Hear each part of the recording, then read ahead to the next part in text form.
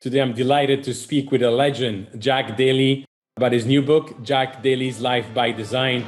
You're up for an amazing episode. Enjoy my conversation with Jack. Hello, and welcome to a new episode of the Business of Meaning podcast. And today, I am absolutely thrilled to interview again a legend for his new book. Jack Daly is just a name. There are two types of people in this world, the people that know Jack and the people that Jack knows. He's absolutely phenomenal, as you're going to hear. Ladies and gentlemen, Mr. Jack Daly. Jack, thank you so much for taking the time.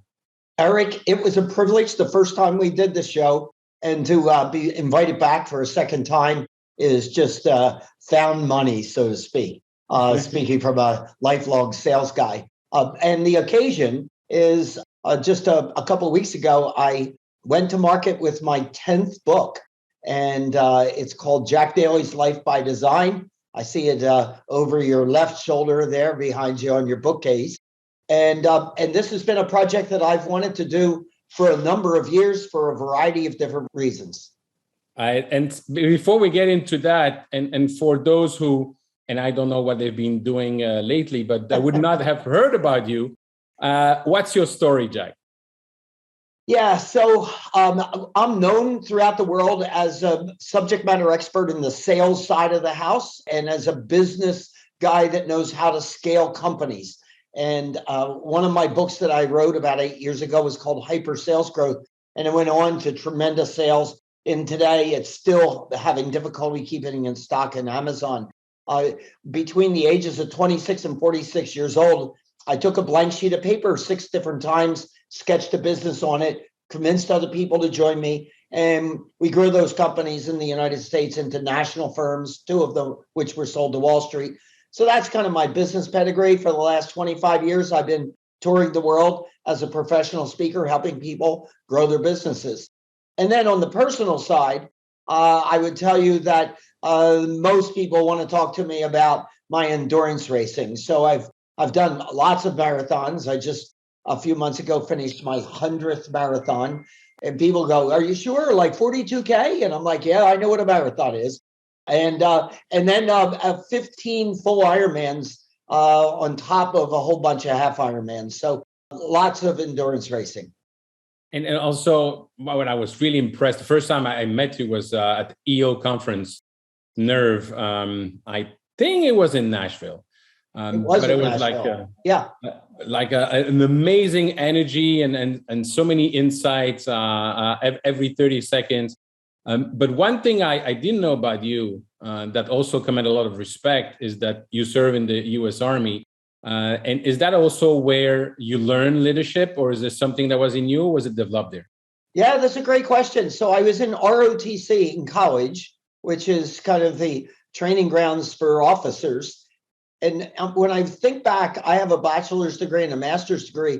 But as an adult, if you ask me the courses that made the most positive difference in my life, it would be those courses that related to the military. Discipline, focus, goal-oriented, communication skills, responsibility, systems, processes, all of those words that are integral for me as an adult were pounded away in a very serious way with the military. I've had the good fortune to visit all of the military schools as an adult, West Point and the Air Force Academy and so forth, just because that's just another way of seeing how leaders are built. Yeah.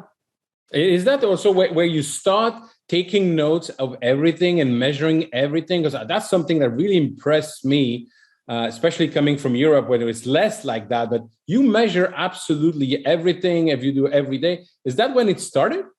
Yeah, so, for the listener, if you were to go to my website, jackdalysales.com, you would see this massive amount of things that are measured.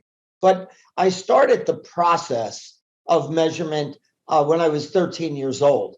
And I'm sitting here talking to you at 73 years old. So I'll do the math. I've been at it for 60 years. And over those 60 years, an evolution has occurred. Not a revolution, but an evolution, where each year I'll add a few more things that are relevant as my life evolves. Yeah. So at 13 and 14, there were very simple things. At 73, there's just an enormous amount of stuff. I carry this with me everywhere. It's my log of logging things that I'm doing.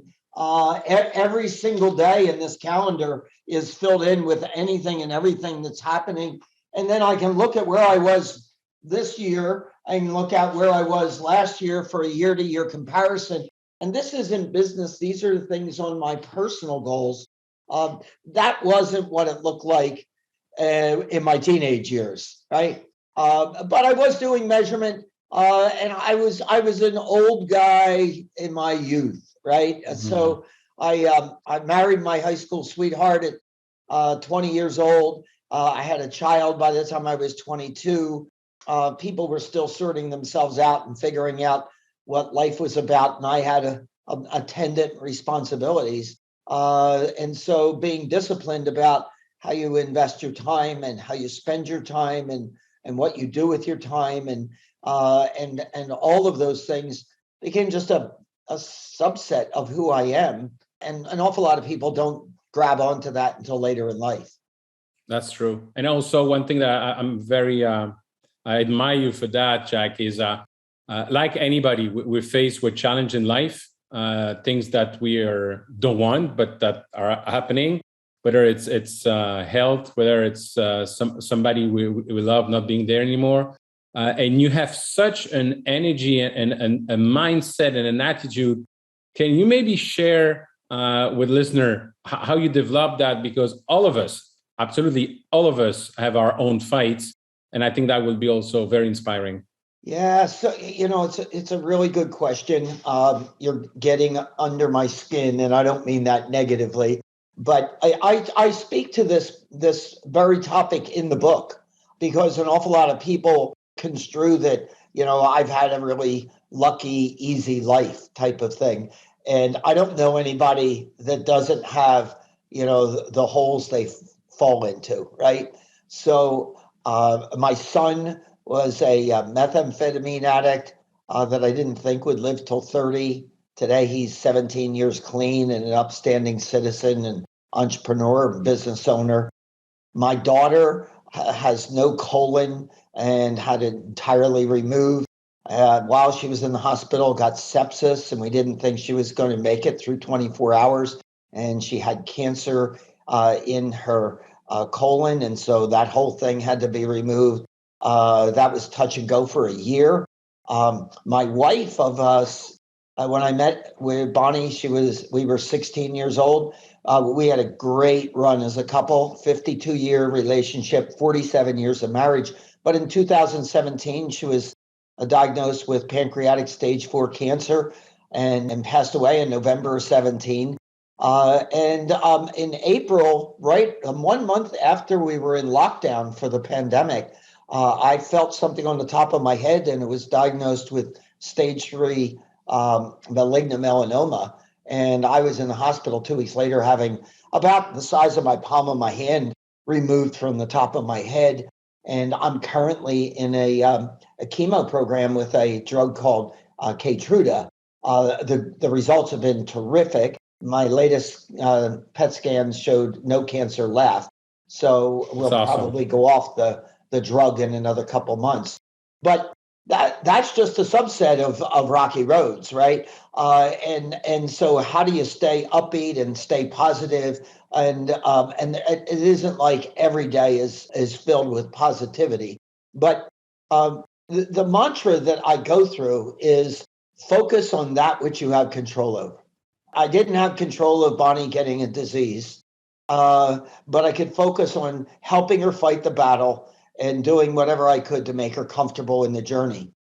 Bonnie was a homemaker, and she took care of everything in the house. So I went from my mom's house to our house in one day. I never lived on my own. So I had no idea how to work anything in the kitchen when she passed away. I didn't know how to turn on a washer or dryer. And so my kids had to come as adults and write little manuals for me so that I could survive.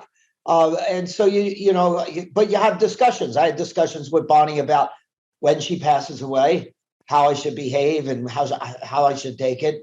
And what we decided is that I should hug the memories and then craft my plan on where I was going to go in the future. And she wanted me to be happy in my future. That's no different than what I would feel if the roles were reversed. Mm-hmm. Look, there's nothing we can do about things that we don't have control of. So why invest your energy or your time in those things? And I think that we're put on the planet to enjoy the journey. And so look for what can make it enjoyable. I'm remarried to a client that was a client for over 20 years of mine. Bonnie and I used to go out with Karen and her husband in double dates and stuff. There was never anything between us. And she found herself without a husband and at dinner with me one night. We got up from dinner. We had no idea this was going to happen. And we kissed on August 18th, 2019, and we've been kissing ever since. And I really believe that Bonnie sent Karen to me, right? Mm-hmm. I mean, we all know one another, and we're having a magical life. And that doesn't mean no takeaway from Bonnie in my life. I got to focus on going forward. And, when I think about it, what would Bonnie want for me? And she would want me to be doing what I'm doing right now. So, if I go back to the military, the training was unbelievable. It was back during the Vietnam War, and they were preparing me to lead troops of let's just say 100 soldiers. And what they said was, your mission is to get our flag on the top of that hill tomorrow, and it's infested with enemy soldiers. And if you do an absolutely best job, you'll probably suffer casualties of about 10 of your men of 100. But if you kneel down and weep and spend time in agony over those 10, it's going to be 50. And we're not going to get the flag at the top of the hill. So there's nothing you can do for that soldier that just passed away.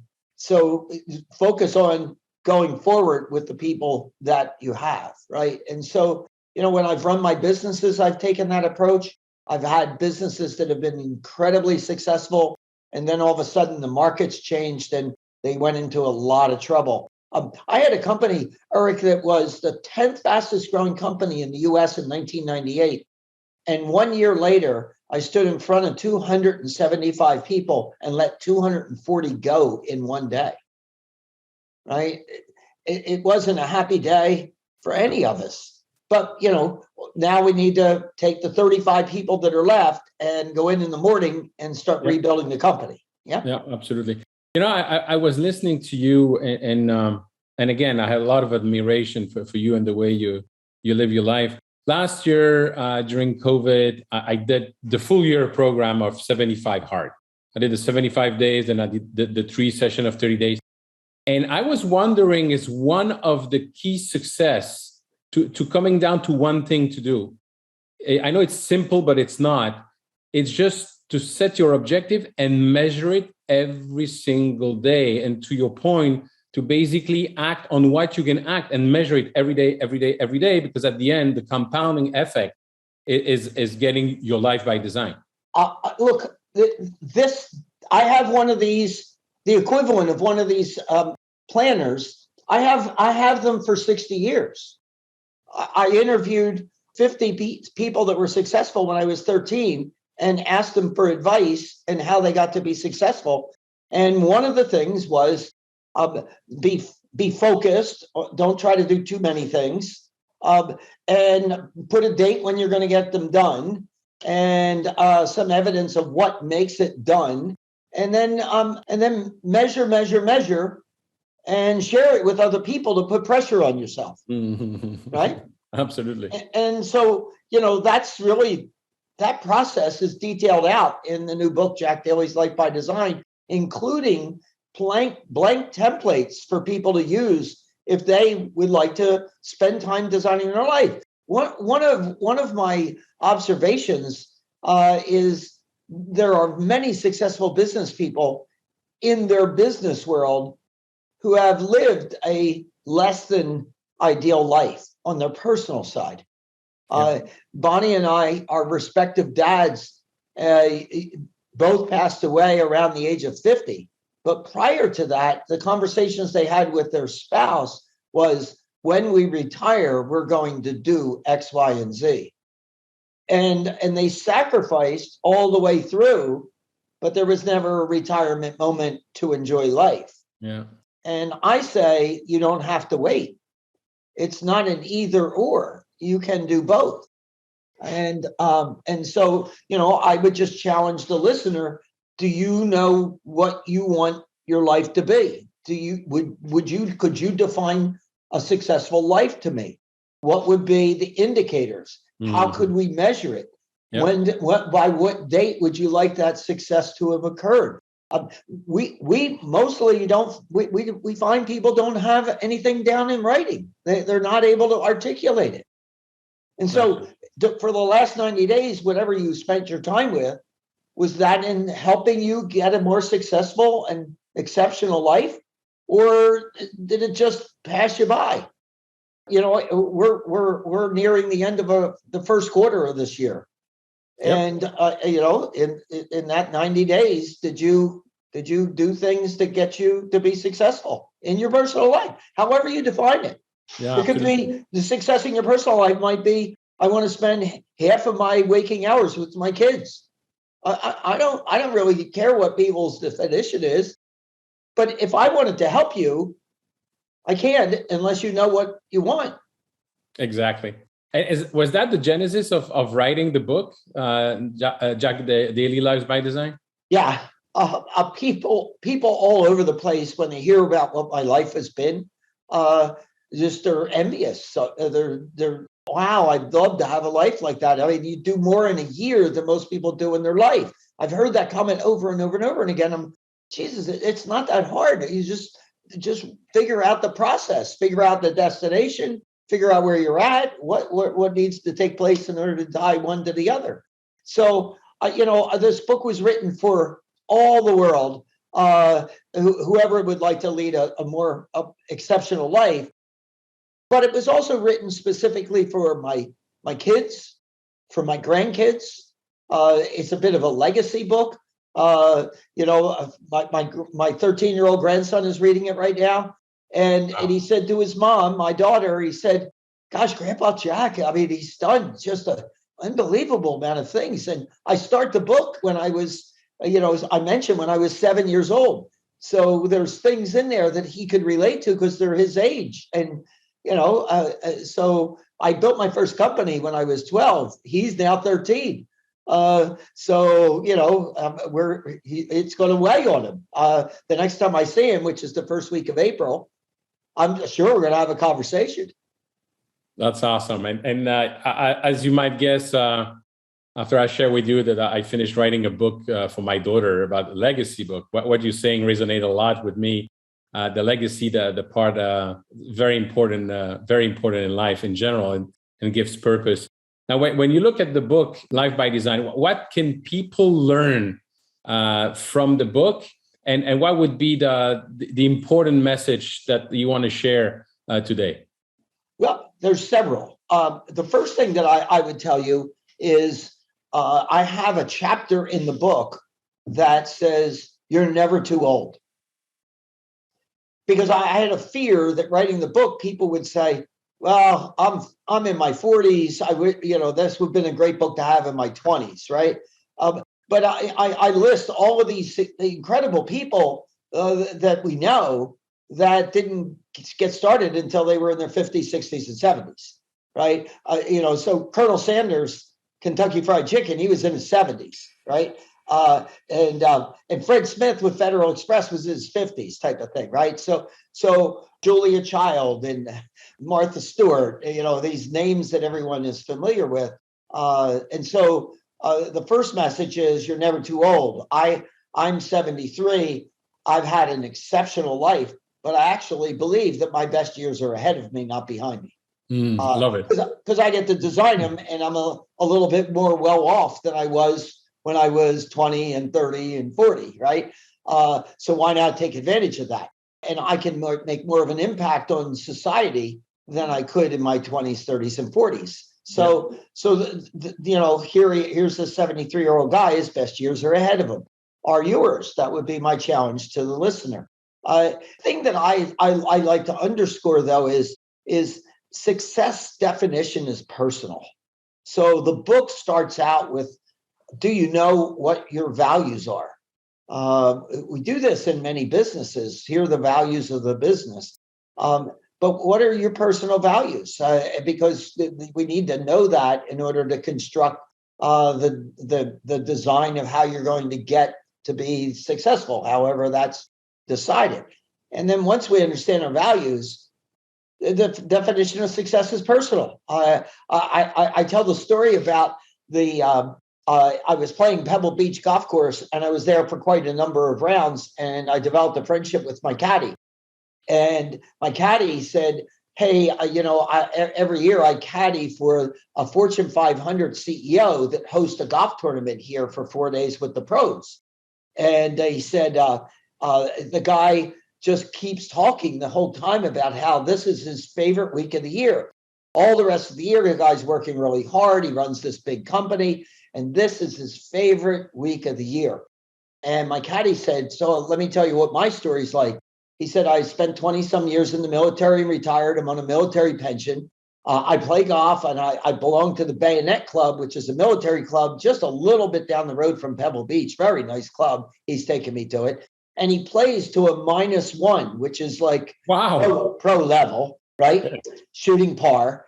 And he said, I come out there about 3 times a week and caddy at Pebble because I love walking the golf course here. And then we were on the 14th hole when he pointed to this big mansion, and he said, do you see that yellow mansion there? And I said, yeah. And he said, there's a widower from Houston who owns that home, and her husband passed away. She spends the majority of her time in Houston and spends about 3 weeks a year at this house. And then the balance of the year, she pays me to house sit the house.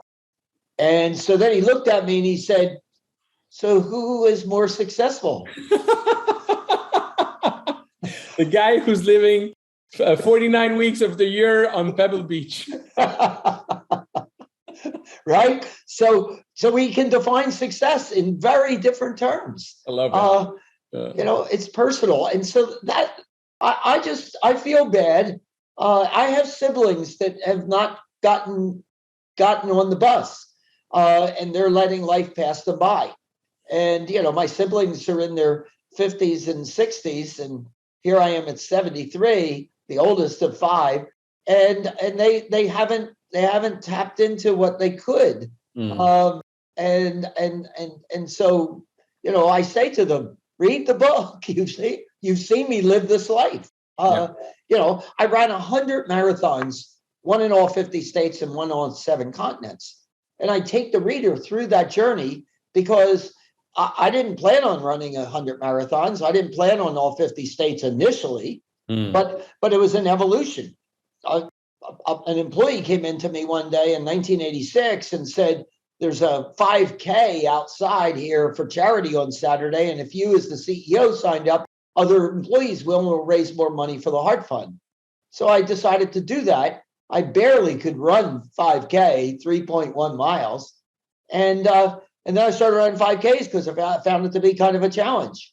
And then I looked for 10Ks, and eventually I made it to the marathon. And that was 46 years old. I ran my first marathon. It wasn't like when I was 20. Amazing. And then I ran one a year for 10 years. So now I'm 56 years old. I've got 10 marathons. I live in California. I ran 9 in California and 1 in Portland, Oregon. And then a guy ran by me with a shirt on the back. It said I ran a marathon in all 50 states. And I caught back up to him and I said, hey, tell me about that. And he said, there's a club on the internet. And I looked it up and I said, my God, I'm gonna do that. And then when I started running, I ran into the same guys running marathons. And the guy said, well, if you think that's cool, you ought to run a marathon in all 7 continents. I said, they have a marathon in Antarctica? The guy says, yeah. I said, man, I'm going to do that too. Whoa. So I ran a marathon in all 50 states, all 7 continents.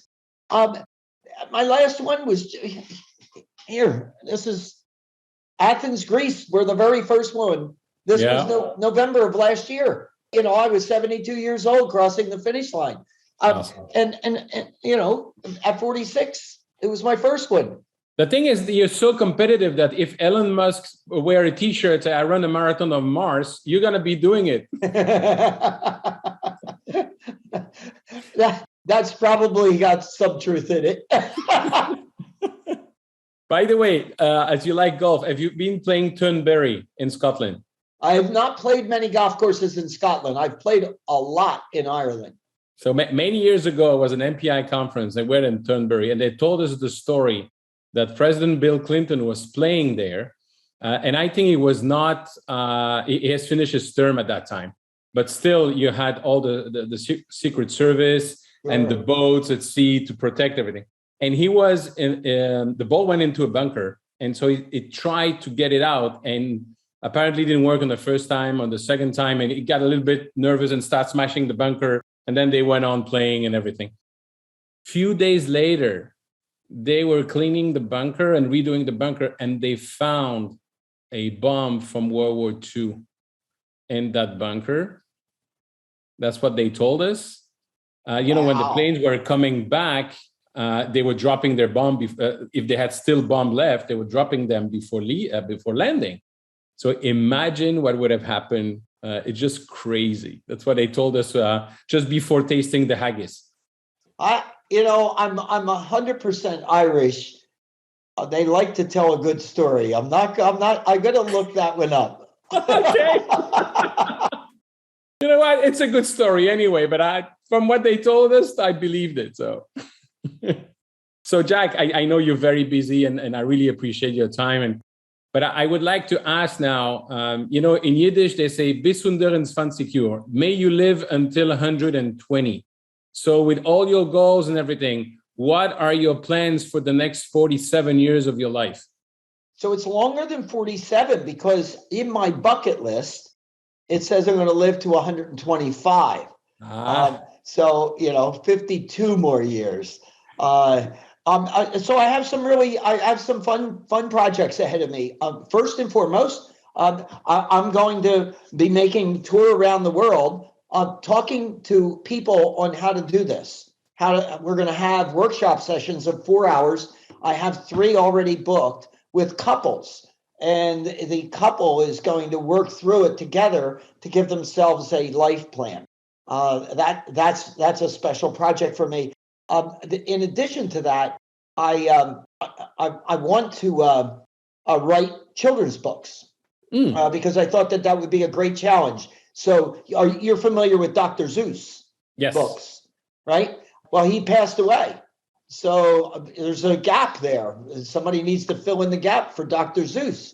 And so all I need is an illustrator, and I'll come up with the stories, and we'll see where that goes. And I think that would be really something that would get me excited. And then I'd like to teach kids how to be entrepreneurs. And so I haven't gotten very far on that yet. The thought process is a book, but as I started to talk to people about it, they said, well, the book for a person that was 10 years old would be different for a book that was for a 15-year-old. And then let's talk about the 22-year-old. So the college kid, the high school kid, and the grade school kid. So then it was 3 books. And so maybe that's the way we go. And then I found a person who was awarded the Teacher of the Year in the United States.